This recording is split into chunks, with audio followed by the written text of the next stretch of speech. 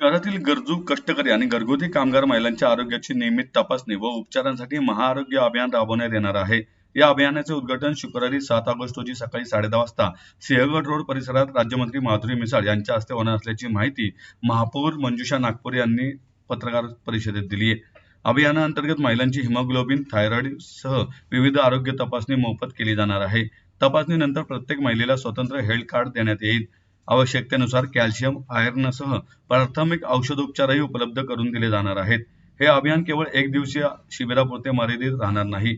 तपासणी केलेल्या महिलांचे दर 3 महिन्यांनी पुनर्स्कॅनिंग आणि वर्षभर आरोग्यविषयक पाठपुरावा केला जाणार आहे. पुणे महापालिकेच्या आरोग्य विभागातील डॉक्टर, परिचारिका, आशा सेविका, बचत गटांच्या समूह संघटिका, स्वयंसेवी संस्था आणि खासगी डॉक्टर अभियानात सहभागी होणार आहेत. नागरिकांनी आपल्या घरी काम करणाऱ्या महिला, घरगुती मदतनीस तसेच परिसरातील गरजू व कष्टकरी महिलांना या शिबिराचा लाभ मिळवून द्यावा असे आवाहन महापौरांनी केले आहे. शिबिराच्या ठिकाणी तात्काळ नोंदणीची सुविधाही उपलब्ध असणार असल्याचं त्यांनी सांगितलं. संपूर्ण पुणे शहर लेवलला महिलांसाठी आपण एक महाआरोग्य अभियान करणार आहोत आणि त्याचं उद्घाटन उद्या सकाळी 10:30 वाजता आपल्या राज्यमंत्री माधुरीताई मिसाळ यांच्या हस्ते करणार आहोत. या अभियानामागचा एक संकल्प असा आहे की पुणे शहरातल्या सगळ्या गरजू महिला आणि कष्टकरी महिला या कधीही स्वतःच्या आरोग्याकडे लक्ष देत नाहीत. अनेक कारणं असतात त्यामागची. कधी वेळ नसतो, काम करत असतात दिवसभर, कधी पैशांची चणचण असते. तर एक जनरल स्क्रीनिंग या सगळ्या महिलांचं व्हावं यासाठी आपण हे शहर लेवलला आरोग्य अभियान करतोय. यामध्ये टप्प्याटप्प्यांनी शिबिरं घेतली जातील.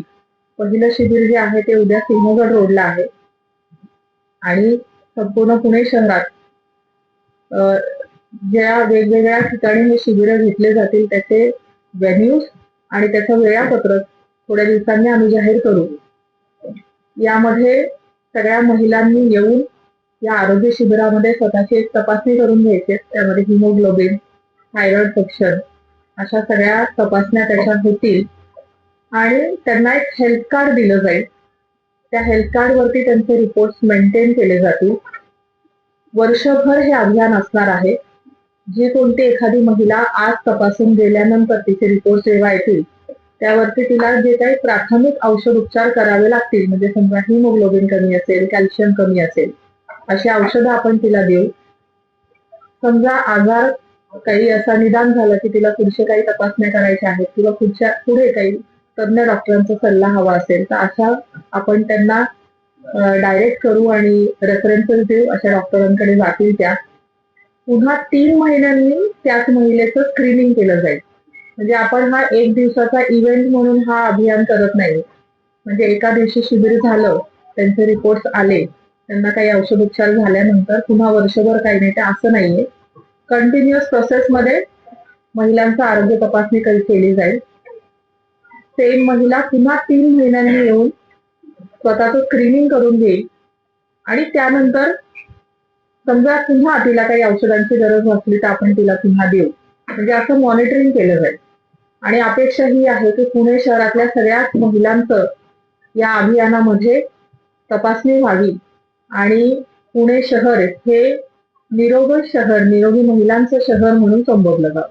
या अभियानामध्ये आरोग्य विभागातले सगळे जे डॉक्टर्स आणि नर्सेस आपले पीएमसी डिपार्टमेंटचे हे सगळे इन्व्हॉल्व्ह आहेत. आपल्या समूह संघटिका ज्यांचा घरोघरी परिचय असतो बचत गटाच्या मार्फत, या समूह संघटिका या अभियानाचा प्रचार प्रसिद्धी करणार आहेत. आपल्या आशा वर्कर्स ज्या घरोघरी जातात किंवा आरोग्य विभागामधल्या ज्या काही योजना आहेत त्या घरोघरी पोहोचवतात. अनेक वेळा लहान मुलांच्या वॅक्सिनेशन कॅम्प्स मधून या आशा वर्कर्स घरोघरी पोहोचलेले असतात. ते या अभियानात आहेत, ते महिलांपर्यंत पोहोचतील. आपण सगळ्या स्वयंसेवी संस्था आणि जे काही डॉक्टर्स प्रायव्हेट क्लिनिक मध्ये प्रॅक्टिस करतात यांना सगळ्यांना आपण असं आवाहन केलंय की या अभियानामध्ये त्यांनी स्वतः काही योगदान देऊन सहभागी व्हावं. अशा पद्धतीने आपण लोकांकडे पोहोचतो आहोत. आणि ज्या सधन घरातल्या महिला आहेत त्यांना सुद्धा मी असं आवाहन केलंय की आपल्याकडे काम करायला येणारी जी महिला असते, हाऊसमेड ज्यांना आपण म्हणतो, किंवा आपल्या परिसरात अनेक कष्टकरी महिला ज्या दिसतील त्यांनी स्वतः अशा महिलांना घेऊन या अभियानामध्ये यायचे आणि त्यांची तपासणी करून घ्यायची आहे. ऑन स्पॉट रजिस्ट्रेशन सुद्धा आहे आणि ज्या आपल्या समूह संघटिका आहेत किंवा आशा वर्कर्स आहेत त्यांना सुद्धा आपण फॉर्म देतोय. त्यांनी सुद्धा महिलांचं रजिस्ट्रेशन करून घ्यायचंय म्हणजे आपल्याला एक संख्या निश्चित करता येईल. पुढच्या ज्या ज्या ठिकाणी आपण शहरभर हे शिबिर करतो तिथल्या महिलांची संख्या लक्षात आल्यानंतर तशी आपल्याला तिकडे यंत्रणा कार्यान्वित करता येऊ शकते. आणि ह्यामध्ये एक फायदा असा सुद्धा आहे की महिलांपर्यंत पोहोचल्यानंतर चांगलं मॉनिटरिंग होऊ शकतं या विषयामध्ये.